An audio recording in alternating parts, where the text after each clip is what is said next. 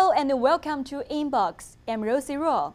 Today we will introduce you to 3 people whose lives were changed by an unforeseen circumstance. From a pastime to a profession, that's David Patchen's story. For more than 20 years, he labored in a tech job. Then an unexpected opportunity enabled him to transform his true passion into a full-time job. Next, after having a successful career in the film and television industry, Sasha Lee gave up the big screen to help save her daughter's life, and she discovered the ancient Chinese practice of Feng Shui. And last, flowers, applause, and adoring audience, all for Liu Wang, an accomplished martial arts artist and performer, until he decided he wanted something even better, and he found it in front of a group of children. Stay tuned and we will be right back.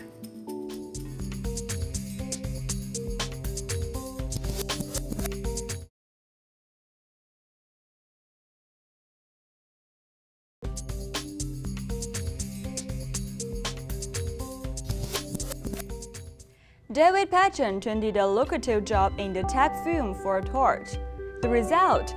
Beautifully ornate, uniquely designed glass, handcrafted, the work of a true master. Nadira Odlem introduced us into the world while fire and liquid collide. David Patchen, a technology marketing pro for more than 20 years, decided to put down his mouse and pick up a torch to become a glass artist after visiting public glass in San Francisco, California. I saw a demonstration and I signed up for a beginning glass blowing class. It was just something I had always wanted to do, and I absolutely fell in love with it. Earlier in David's career, he attended prestigious Pilchuck Glass School and traveled to Murano, Italy to study with Afro Ciletto, an Italian glass master, in order to improve upon his glass techniques. When I was invited to go visit Afro Ciletto's studio in Murano, I got to see him doing all of these techniques. So I got to see the right way, the easiest way, the smartest way to do all of the things that I'd been struggling with, and it really changed my technique. In 2010, David was awarded an art residency by the Culture Foundation in Seto City, Japan.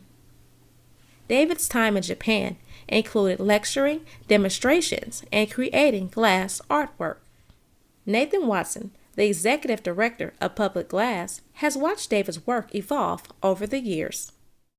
His work with all the patterning has gotten more and more complex over the years, and the way he puts his patterns inside the pieces and hides the pattern and then shows the pattern, he cuts the pieces open and folds them back. The way that he combines pattern and form is just so special. For every pattern there's a perfect form, and David finds a balance in those things. And I would say that's his main, that's what makes it special. So I find glass a really interesting material to work with, because when you pull it out of the furnace at 2100 degrees, it's the consistency of honey. But as it gives off heat, and it's always giving off heat, it changes. And so it goes from this liquid to kind of almost like a pudding, and then it will solidify. David's work can be found in upscale galleries around the world and online. Brian Jaden, an art sales expert at Gumps Gallery in San Francisco, California, explains why David's work is so valuable. Yeah, this is a really unique piece because of all the different Marini chips and caning in there. So you really don't, I've only seen about 2 pieces like this. There's a lot of detail in there. This is more in the higher price range. From the showroom floor of upscale galleries to the home of art collectors, David's work is making a mark in the glass art world. Jeff Hortz, an art collector of David's work, invited me to his home to answer the big question. What makes a piece like this worth $5,000? Number one is you can't replicate it. I wanted to do a comparison with other glass makers, and no one really makes these pieces. So the basis of how I start making work is by pulling what's called cane. So what I do is I generally layer color over white, molten color over hot white glass. And then we layer that a couple of times with clear glass, and we hook 2 pipes up to it and we stretch it down the hallway. And that creates glass cane. Once the cane is made, it then cools, and I will cut it up and I will incorporate it into the complex patterns that we create, which are called morini. Once the Moranian chips have been laid out, they are ready to be reheated, fused together, and rolled into glass to create vibrant colors and patterns. But wait, David's final patterns does not show their colors until they cool in the kiln for 36 hours. Then they reveal their true colors. Although David is the mastermind behind each piece, making glass art is not a one-man show. Ian Witt, a glass artist and David's assistant, helps create the masterpieces from start to finish. I'm pretty much Dave's right-hand man or third arm. Call it what you will, because glassblowing in itself is a process of art that you can't really do by yourself, because there's certain things that I have to do while he's doing other things in the glassblowing process, because the timing of heats pretty much have to be almost just right for the process to work. David and Ian go back and forth for hours in extreme heat to ensure perfection and to create exquisite glass art. So I'm kind of amazed that I found glass.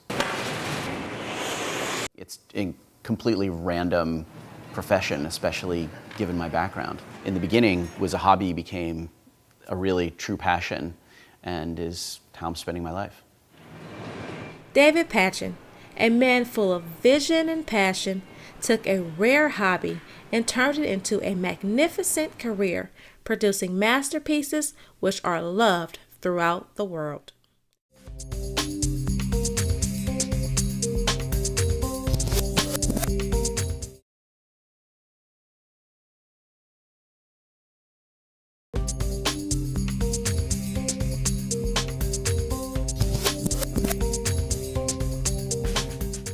Sasha Lee was a nationally known film and television art director. Her credits include some of the most popular shows and movies. She gave up the glamour of Hollywood to become a Feng Shui expert. What happened? Tommy Young explains how her life was changed. It's someplace new. Nightmare Before Christmas. Hello? Dirty Dancing. Lock it, Frank. Lock it. Lock. MTV Liquid Television.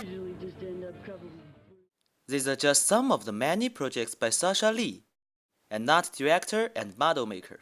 I worked on lots of movies, lots of television shows, lots of advertising, promotion, commercials.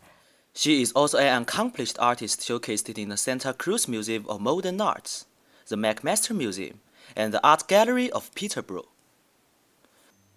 Her life seemed to be very smooth and successful, but all that changed dramatically when her daughter, Zoe, became sick.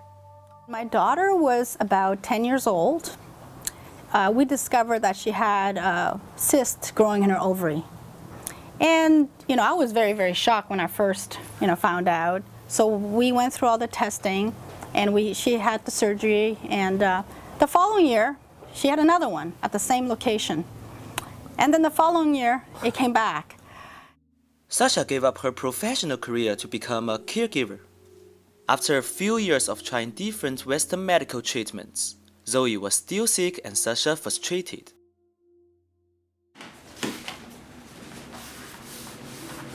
She considered Eastern Feng Shui. Her husband Todd was very supportive. Well, at the time, Western medicine is not helping.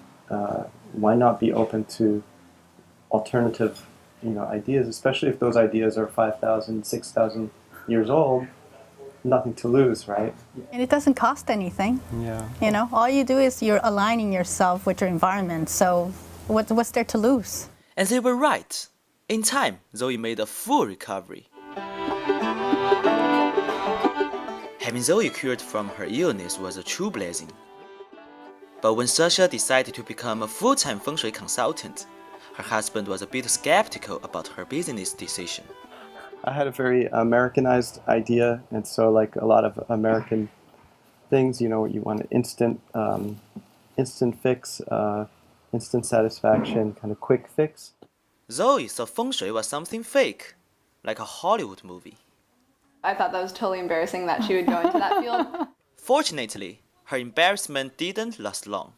But she was totally not going into that field. She was digging deep into Asian history to look at one of the oldest traditions and studies that I've ever learned about, basically. Yeah, I think it's pretty cool now. It has been 13 years since Sasha made her career change. Today, she consulted with people and business globally. I have clients all over the world. Like where? All over America, China, Korea, Canada. Currently, right now, I'm working with Restoration Hardware, and I have completed several bank designs for HSBC Bank. And right now, I have several new jobs coming up, working with large corporations. She is one of the top 10 most influential feng shui experts on Twitter. More importantly, her clients appreciate her knowledge and skill. Dr. Harmony has been consulting with Sasha for over 3 years. I feel a very strong connection to her, and she's always guided me in the right place, and she's extremely positive. I really love the field. Oh, good. Yeah, me too. It's amazing. Yeah. Great. When I moved to San Francisco, get someone to come in and do feng shui on my apartment and on me. And that's how I ended up meeting Sasha. I truly believe that feng shui can help people get a better life. I think that if they believe in it. Let's now look to see what angle we're getting in your room. Okay. Okay. I think that you have to believe in it to want it. And so if you believe in it, I feel that it can definitely help you.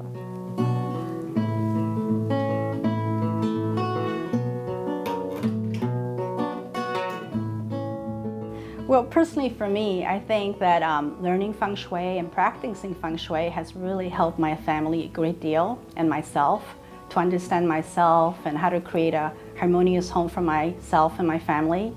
And also it's a fantastic career, so I'm really, really pleased that I continued with it. Leaves that fall free from pavement.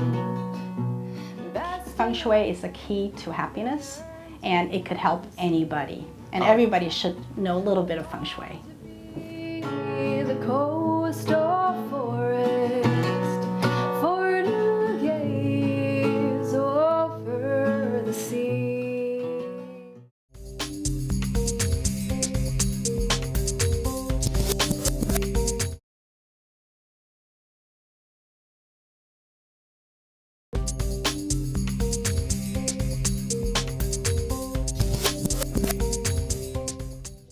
Liu Wang followed his dream to be a martial arts performer, and his dream came true. But little did he know, his true calling was not on the stage, but in teaching. I met with him to talk about his transformation.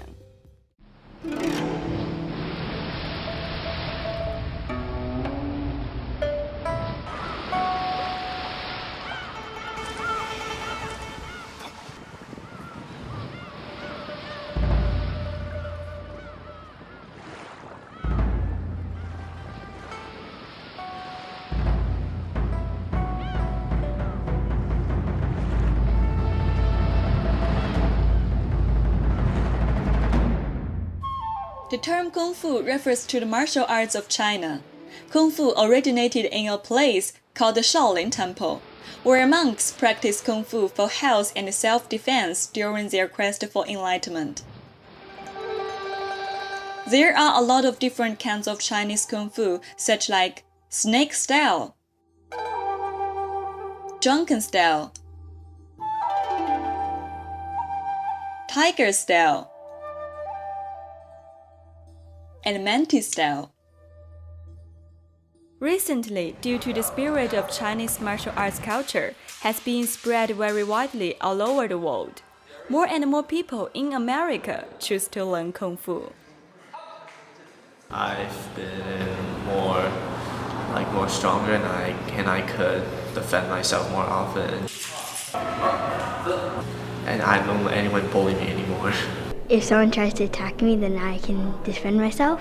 That's why I protect my family. Leo is a Kung Fu teacher in San Francisco, and Kung Fu actually has become a part of his life. It's been almost 20 years since I started practicing martial arts at the age of 8. Though becoming a Kung Fu teacher wasn't Leo's initial aspiration. I like to perform on stage. In fact, my dream job was to be a martial arts actor. Leo became a theater actor in Beijing, and his show Kung Fu Dream was very successful. He went on a performance tour in the US and Canada, and by then, the play was supposed to get to Broadway. Either I stayed in Beijing with that play and then traveled to Chicago's Broadway the following year, or I'd come to the US to teach. During that time, I felt very uncertain. But one thing helped Leo made up his mind. The first time I performed in the US, I was practicing combat with a friend, when suddenly, his broadsword caught me by surprise and cut my head right here. I was rushed to the ER. Later, while I was lying in bed in the hospital, I kept thinking, well, now I'm hurt, but I am still young enough to bounce back quickly and keep practicing martial arts. But if I continue in this line of work, there's a good chance my body will not be able to do martial arts when I'm older. After that, Leo packed his bag and came to US to become a Kung Fu teacher. However, it was not so easy at first. I did think about it at the beginning, that I've been practicing martial arts for so many years, but now I spend my days teaching children. To be honest, I feel quite frustrated, and a thought kept constantly creeping back into my mind. I performed all the time in Beijing, where I received flowers and applauses. It made me kind of vain.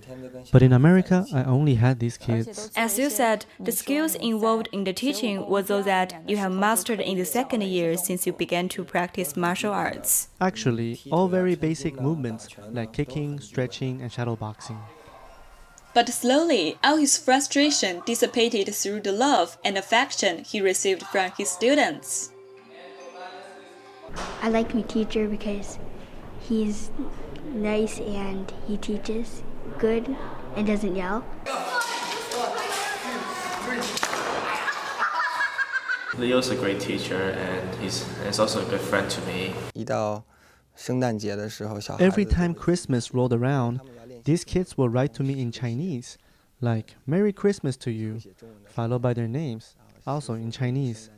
The handwritings were not perfect, but I felt very warm and touched.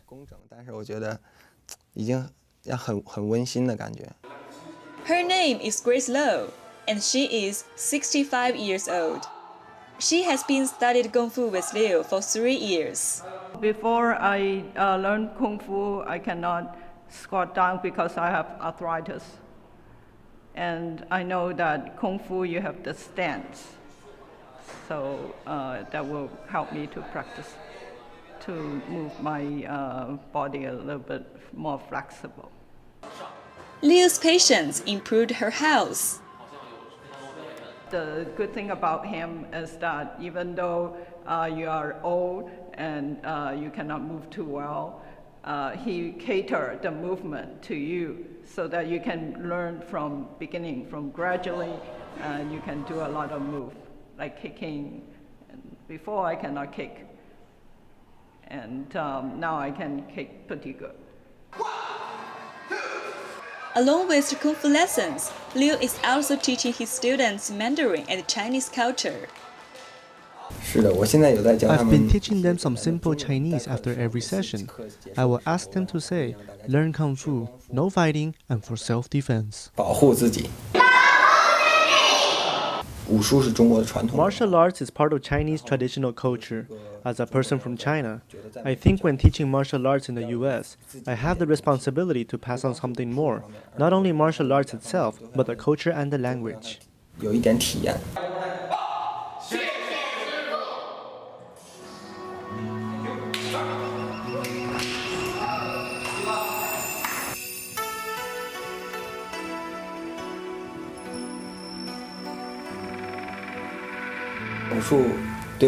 Martial arts for me is a spiritual belief.